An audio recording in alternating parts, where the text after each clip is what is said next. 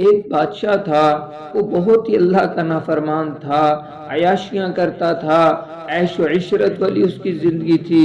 فرمایا ایک دن اس نے ارادہ کیا کہ میں اپنی زمینوں کی سیر کے لیے جاتا ہوں۔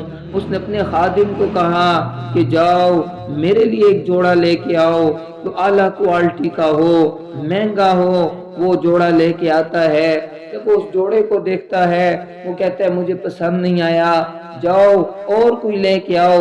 وہ جاتا ہے دوسرا جوڑا لے کے آتا ہے، وہ بھی اسے پسند نہیں آتا۔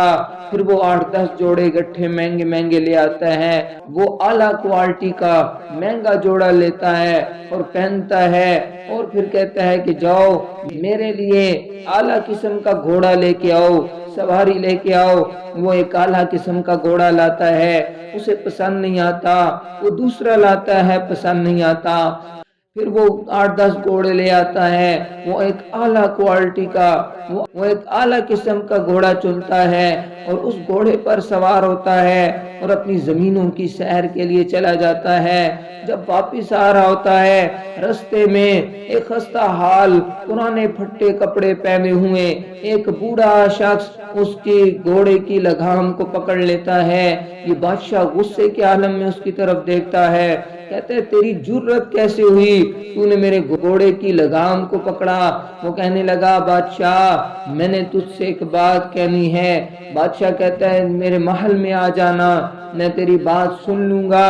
وہ کہتا ہے نہیں ابھی اور اسی وقت کہنی ہے۔ بادشاہ کہتا ہے کہو کیا کہنی ہے۔ وہ کہتا ہے بادشاہ کان قریب کرو، میں نے آپ کے کان میں بات کہنی ہے۔ بادشاہ کان قریب کرتا ہے، وہ شخص کہتا ہے میں ملک الموت ہوں، میں موت کا فرشتہ ہوں، تیری روح قبض کرنے آیا ہوں۔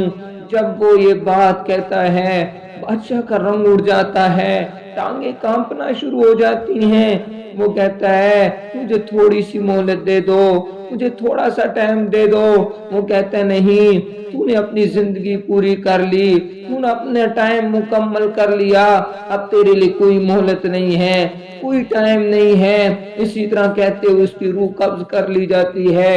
وہ گھوڑے سے اس طرح گرتا ہے جیسے ایک لکڑی گرتی ہے۔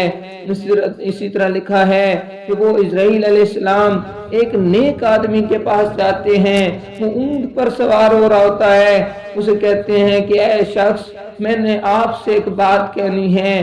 وہ نیک آدمی کہتا ہے جی بولیے۔ وہ کہتے ہیں آپ کے کان میں بات کہنی ہے۔ وہ اونٹ سے اتر کر نیچے آتے ہیں، وہ اسرائیل علیہ السلام کہتے ہیں کہ میں ملک الموت ہوں۔ وہ نیک آدمی، وہ اللہ والا آدمی، وہ کہتا ہے کتنا خوش نصیب ہے تو، میں تیرے انتظار میں تھا، میں اللہ کی ملاقات کرنے کے لیے بے چین تھا کہ مجھے جلدی لے چلو، میں اللہ کا دیدار کرنا چاہتا ہوں، اللہ سے ملاقات کرنا چاہتا ہوں۔ جو اللہ والے ہوتے ہیں وہ اللہ کی محبت میں، اللہ کی دیدار کی تڑپ میں تڑپ رہے ہوتے ہیں۔ اللہ اکبر کبیرہ۔ جب اس نے یہ بات کہی تو اسرائیل علیہ السلام نے کہا مجھے اللہ کی طرف سے کہا گیا یہ جس طرح چاہے اس کی روح قبض کرو۔ جب انہوں نے کہا کہ آپ بتائیں آپ کی کس طرح روح قبض کی جائے، تو اس نیک آدمی نے کہا میں جب 2 نفل پڑھتا ہوں، میں جب سجدے کی حالت میں ہوں تم میری روح قبض کر لینا تاکہ میں سجدے کی حالت میں اللہ کے سامنے پیش ہوں۔ اسی طرح ہوا، جب وہ سجدے کی حالت میں پہنچا اس کی روح قبض کر لی گئی۔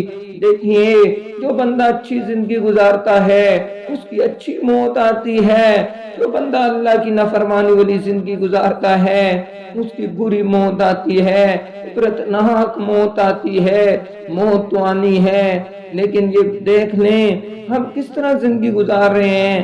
حدیث مبارکہ میں ہے تم جس طرح زندگی گزارو گے اسی طرح تمہیں موت آئے گی، اور جس طرح موت آئے گی اسی طرح تم اٹھائے جاؤ گے۔ اس لیے ہمیں چاہیے ہم اپنی زندگی دین کے مطابق گزاریں، اچھے کاموں کے مطابق گزاریں، اپنا ایک ایک وقت قیمتی بنائیں تاکہ اللہ کے سامنے پیش ہوں، ہم اللہ کو دیکھ کر مسکرا رہے ہوں اور اللہ ہمیں دیکھ کر مسکرا رہا ہو۔